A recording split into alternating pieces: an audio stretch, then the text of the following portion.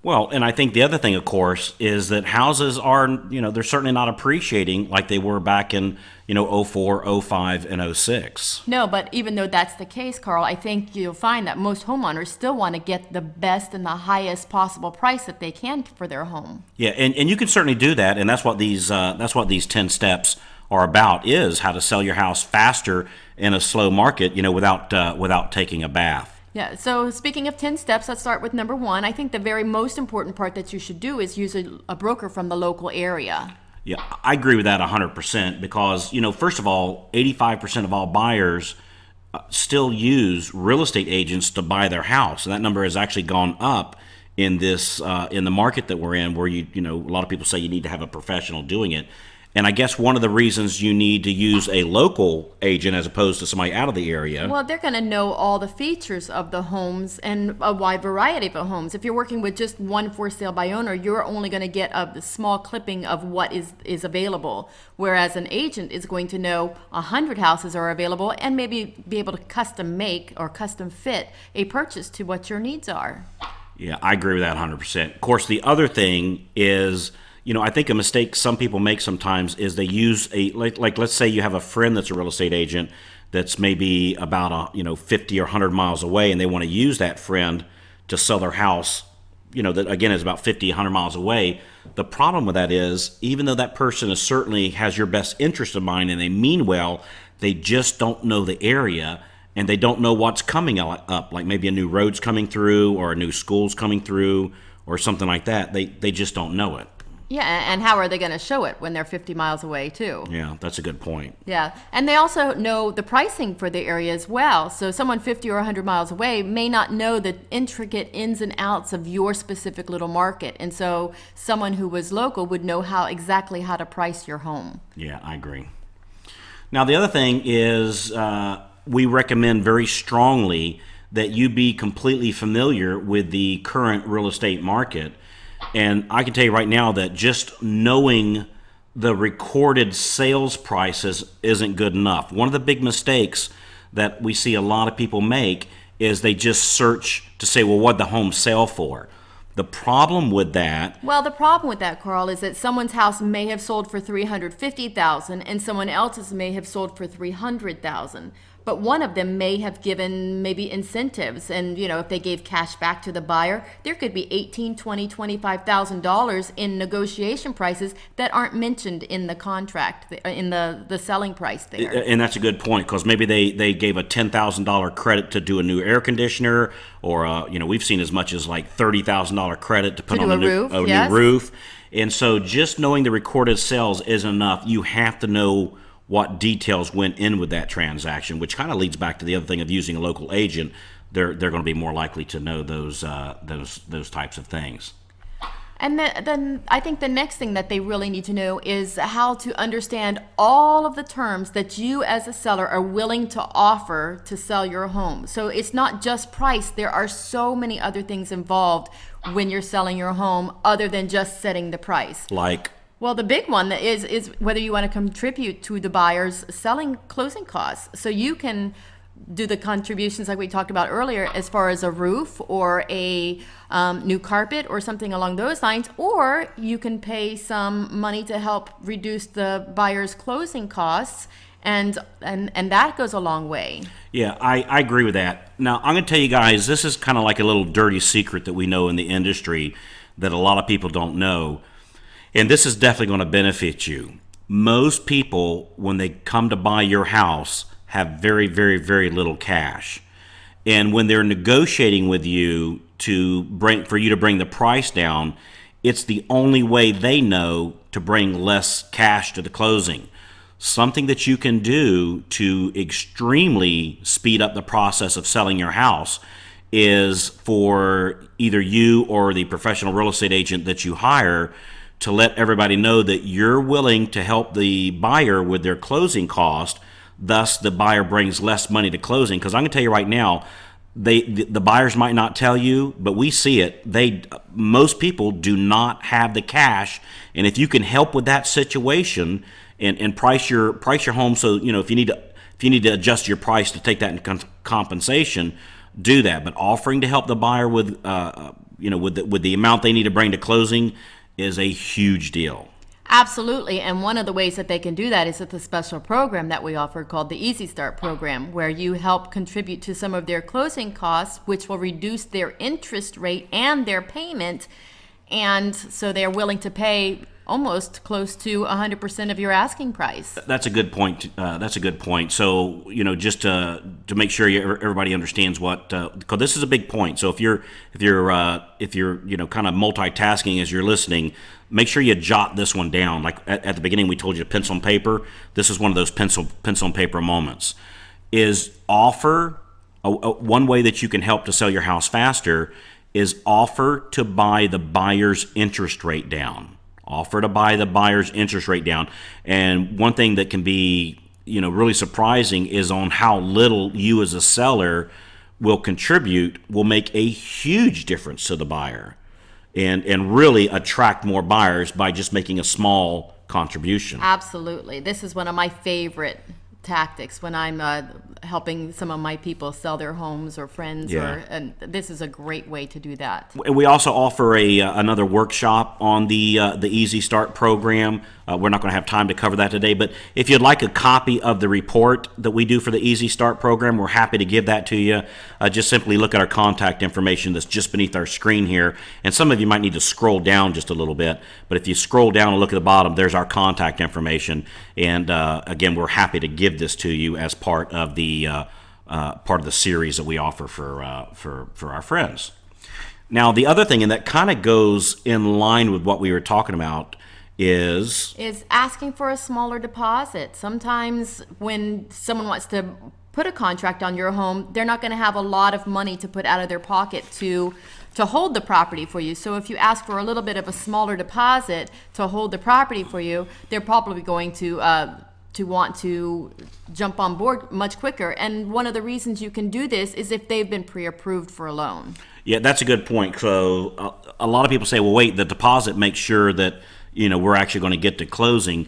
But you make a good point. As long as you as a seller, your real estate agent or you have seen not a pre-qualification, but write this word down, pre-approval. So as long as they've written a pre-approval down, I mean, things are in pretty good shape for you. And really, a deposit really doesn't increase the likelihood of it closing because they're already pre-approved. Now, if they're not pre-approved, you'd want to get them pre-approved. And again, that's something that we can help you with, that if somebody's wanting to put a smaller deposit down and you want us to take a look at their financial situation, even if they've already been pre-approved through somebody else, we're happy to do that for you and act on your behalf to let you know that all indications are that even though they're putting a smaller deposit, it's looking very likely that they are approved and able to buy your house. And again, we offer this as a free service here in the community. So here's another thing you can do. You can sweeten the pot here. When you're putting your house for sale, there's a lot of things that you can do to make the pot a little sweeter. You can leave your washing machine and the swing set that you were going to be taking with you. Sometimes someone comes in, that washing machine may only be worth $100, but to them to have to go out and buy a new one for $600, you leaving that $100 washing machine could make all the difference in the world. And that's another brilliant point, Tammy, is that sometimes people go, well, I want to take my swing set. Okay, guys, we're talking about a $100 swing set. Really. And frankly, to take it apart and put it together and move it, if the kids like it, go get them another one. And I think the key to this point is to just be smart. Well, obviously, if you have your house for sale or you're thinking about selling your house, it's for a reason. I mean, I don't know if you've been transferred or if you're looking to move up in the area or what you're looking to do.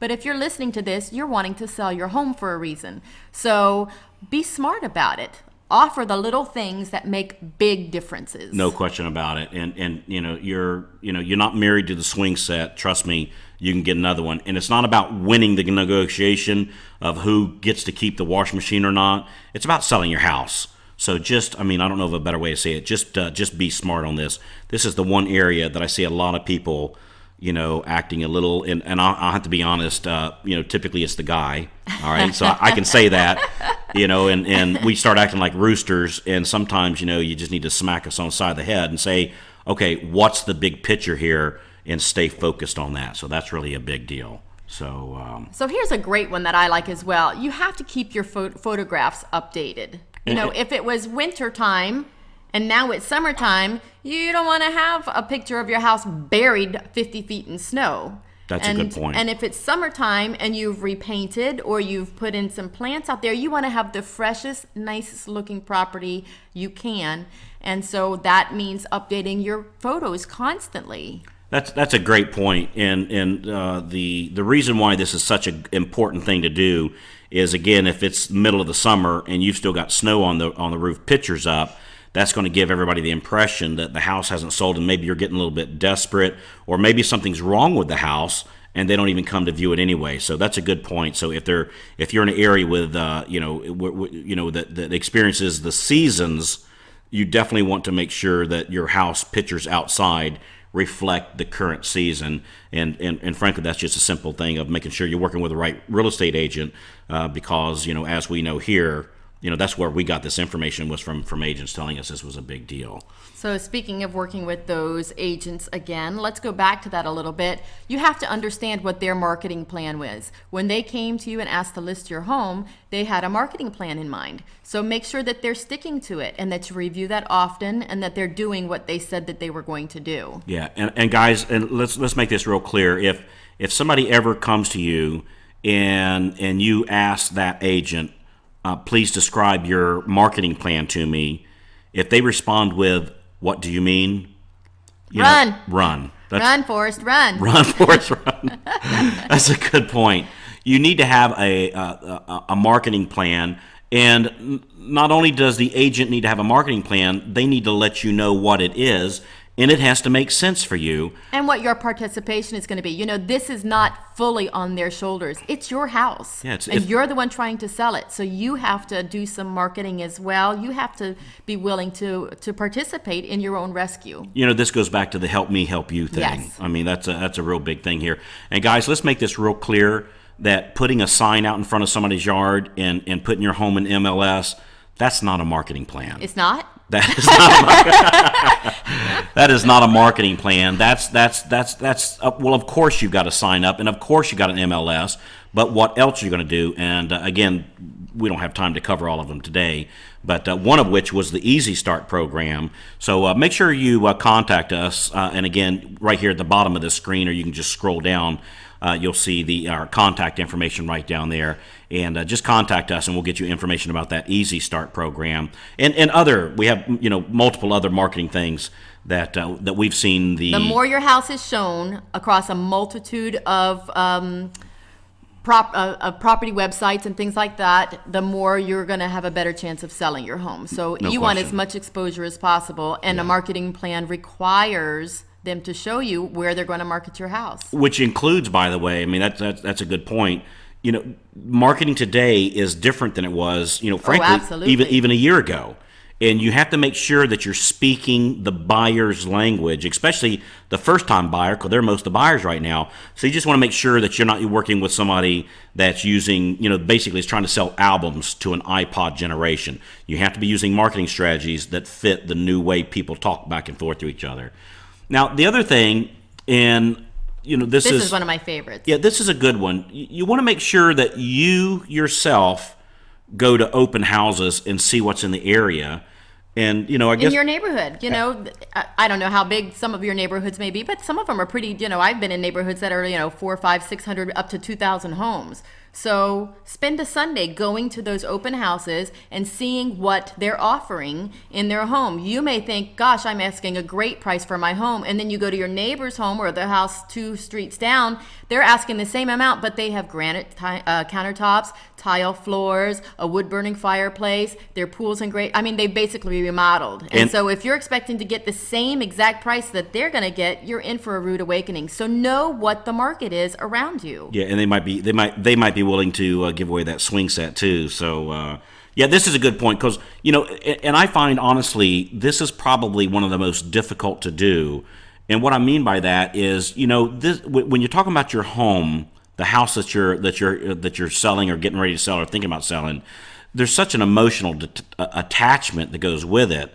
And you might look at a little walkway that one Sunday afternoon you and the family got out there and with your bare hands dug that, and gosh, it was hot and fun and whatever. And you think about all right, to everybody else, it's a bunch of stones that they're walking on to go to the front door.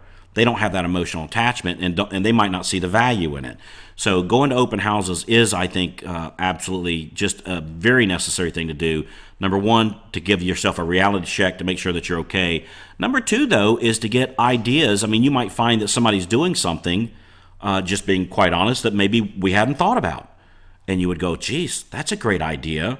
And then we could... How the house is staged, what the house made you feel like when you first walked in the front door. Did you feel great? Did it have a good smell to it? I mean, all of those things are going to be what draw people to buy your home, because it's the first impressions that really make the sale. Yeah, I agree with that 100%. Now, this one I think we've kind of covered this a little bit, and basically it's just, kind of saying, just kind of keep everything in context. Yeah, don't let yourself get nickeled and dimed to death when the whole goal of this is to sell your home. Yeah, and kind of one thing that I think of when I see this slide is don't sweat the small stuff. And I wouldn't say it's all small stuff, but it's a lot of small stuff. And so just keep in mind what the big picture is that, look, the person that's coming to buy your house, you're going to move out. You're not going to move in with them. So sometimes, we see people go, well, I don't like this buyer because, they're negotiating and maybe they ruffled my feathers. Look, just get over it. You're going to move. You're not going to be their new best friend. And you get to go to the next house, which could be the house of your dreams. Yeah. Or if you're looking to simplify, maybe you're getting rid of what has been for you a burden to make a payment on, and now you're looking to simplify. And that could work out in your behalf too. Just again, it goes back to just being smart and trying to take your emotion out of it. And I can remember several times agents in the past sometimes would tell me, Carl, just chill. And it's like, okay. Okay. Okay.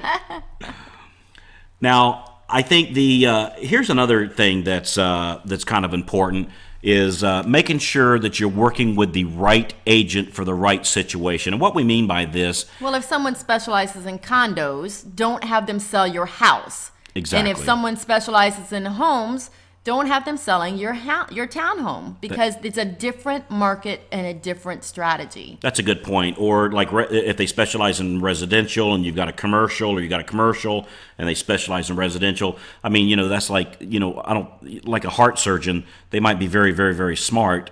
But, when it comes time to work on my, if I need foot surgery, I'm calling a foot surgeon. And so make sure that your agent specializes in what they do, because even though they might mean well and have your best interest, and so-and-so said they did a great job with this, make sure it's what you need and make sure it's a match, that their expertise in what you're looking to do is important. Because I'm telling you guys, having the right people on your team, it's everything. I mean, really we could summarize this whole talk today by working with the right people, and because they're the ones that make it happen, which kind of goes back to this slide that we're looking at here, that if you want to know who the best doctors are, who would you ask? I would ask a nurse. Ask a nurse, because the nurses work with them. They work with them day in and day out, so and they see they're good, they're bad, and they're ugly. Right. I mean, let's face it. That's when all the window dressing is brought down, is ask the nurses. Same thing, if you want to know who the best agents are, you're going to ask a loan officer, because they see the same thing. They see the good, the bad, the ugly. That's exactly right. And as loan officers, what we see is those that actually get the job done. Well, we see them at the title companies, and we see them there often. And we also know that, do they sometimes let the little things stand in the way and maybe let some petty little something let a deal fall through? Or is this the kind of person that, by golly, if there's a way to make this happen, we're going to make it happen? I remember working with an agent one time and absolutely loved this person. This was out in another state. And she told me one time, she says, Carl, if I tell you a little puppy dog is going to be pulling a freight train, don't ask me how. Just get the harness and harness him up, because he's going to be pulling that train. And you want to make sure that you're working with people with that kind of attitude. And there are people with that attitude. And again, just give us a call. And what we'll do is make sure that you're protected and that you're working with somebody that will help you sell your house the fastest. And if you decided to go the for sale by owner route, we can give you some of the pros and cons of doing that also. So I think just the bottom thing here is just work smart. Right. Keep in mind the goal of this. The whole goal is to sell your home. So you have to know what you're willing to do and what you're willing not to do to be able to accomplish this goal. Yeah. And I just want to tell you a little quick story here that I had a friend of mine one time. He decided that there was a situation. He was in the process of buying a house, and they were arguing, over they were stuck, the buyer and the seller, of such a little piddly thing that I just absolutely couldn't believe it. And they ended up dropping the deal. Everybody lost there because now the seller, in that case, was making 2 house payments because they had already moved and bought a house. So instead of, I can't remember what it was something like a hot water heater. It was like a $300 something. So now over a $300 something, the seller had to put the house back on the market and make 2 house and payments. make 2 house payments. Which, and then the buyer, that's the house he really wanted. it was because it was my friend. My friend in that case was the buyer. He told me that every single time, ended up buying another house. He said every time he rode by that house, he kicked himself 50 times. And but then the seller, I'm sure, as they're sitting there writing out both mortgage payments, or it's delaying what they're wanting to do, I'm sure they were kicking themselves too. So just make sure you stay in the big picture. So all right. So what we want you to do now is we want you to contact us so that you're protected, and we'll help you with the right agent if you don't have one already. And we also want to offer you something here. We have a couple of free reports that we'd love to give you. One of them is on how to negotiate. Yeah. Like a pro. Like Donald Trump. Oh, yeah. So we got this great report. It's how to negotiate and have the winning edge like Donald Trump. And again, we're just happy to just give this to you. And if you're working with an agent already, this would be a good thing to give your agent too, to help. It's back to the help me help you thing, to help your agent negotiate. They're going to want a copy of this if they don't have it already. And the other information we promised you was the stuff on the Easy Start program if you're interested in that as well. Yeah, 2 killer strategies, again, designed to absolutely positively help you sell your home faster. So, well, we sure appreciate all of you taking time out in your day to gather this information that we provided you today, and I hope you took good notes. We also have a recording. We made a recording today of this call, and so we're happy to send you a copy of this recording as our gift to you. And again, we're happy to give you the negotiation free report on how to negotiate like Donald Trump. So our contact number is just right below here. Give our office a call, and we would love to provide all this stuff to you. That's right. And that way you have the winning edge, because trust me, when you see this stuff, you're going to want to have it too. And you'll have the edge, and now you know how to sell your house faster in a slowing market. So thanks again for everybody, and scroll down, give us a call, contact us, and we'll get this stuff right out to you. We'll talk to you when you call in.